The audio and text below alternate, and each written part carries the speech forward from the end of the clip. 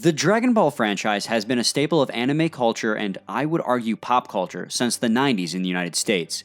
It gained massive popularity here in America for its action-packed, overly muscular transforming heroes and villains in an era where American cartoons were mostly just 15-minute comedy sketches. Dragon Ball Z helped spawn an entire generation of anime fans in Japan and in the West, with the help of One Piece, Naruto, and Bleach coming a few years later. And like most popular franchises, it spawned numerous video games with many different playstyles. Some were a blast to play, others not so much. So where does the newest iteration, Kakarot, fall among Dragon Ball games in terms of quality? Well, without a doubt, it deserves a place at the very bottom.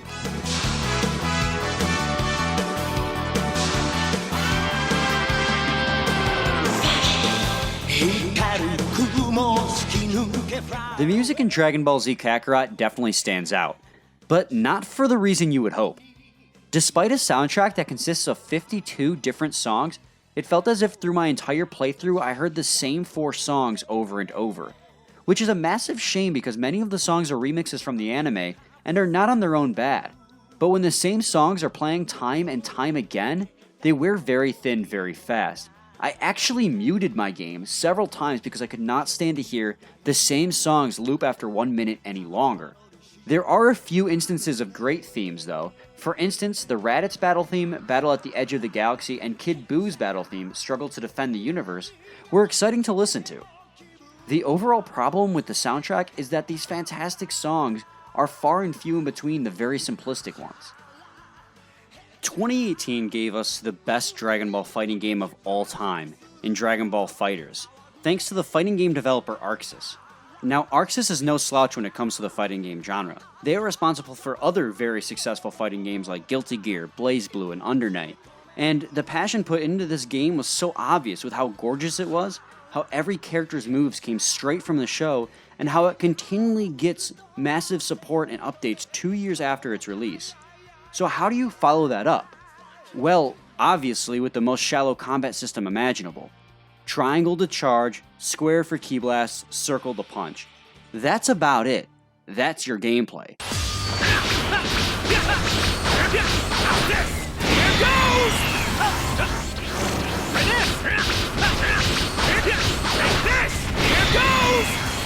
In 2020, we couldn't even get a game that allows for different buttons to be dedicated to heavy, medium, or light attack. The first Dragon Ball Z game I have ever played, Dragon Ball Z Budokai 3, was for PlayStation 2, and that at least had different options for punching and kicking, allowing for some mix-up and combination.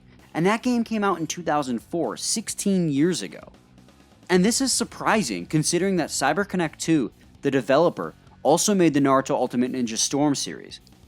The Storm series is by no means an example of a great combat system, but at the very least it had varying combinations.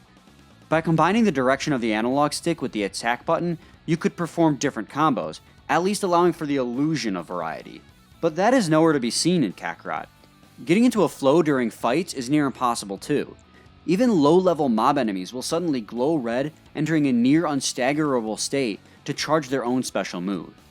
Let me tell you, nothing is better than hitting an enemy with a Kamehameha just to have a blast come through my own attack and knock me back because the enemy went into an invincible state in the middle of my move. At least the world is pretty, right? Just don't expect to be able to explore it or anything, or you will be met with endless interruptions by obnoxious enemies who initiate battle. It's not even as if these enemies are necessary to level up for the main story or anything, as the player can easily make it through the entire main story without grinding at all.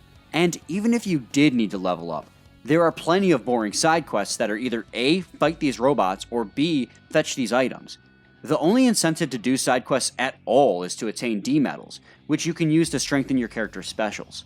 But let's pretend for a second you can explore without needless interruption. The player would quickly find that the world is incredibly shallow, and all the things you can do is padding that assists the gameplay very little.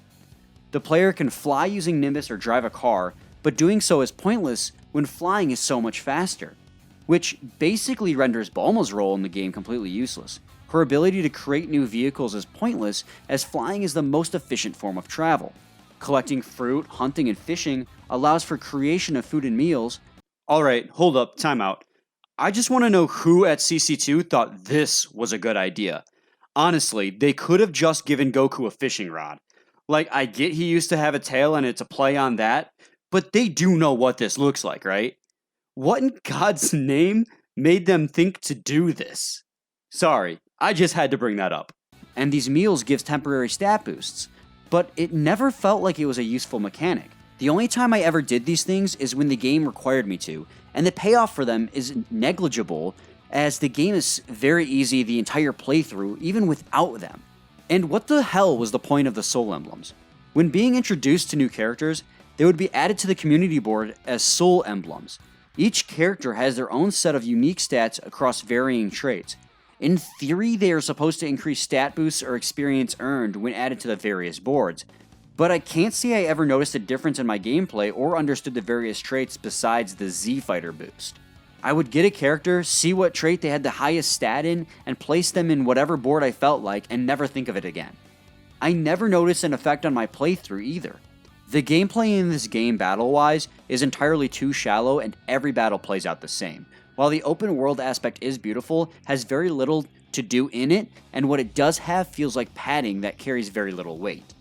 Dragon Ball Z's story is one that's been told many times. We have the original manga by Akira Toriyama, 2 anime adaptations, and numerous video games.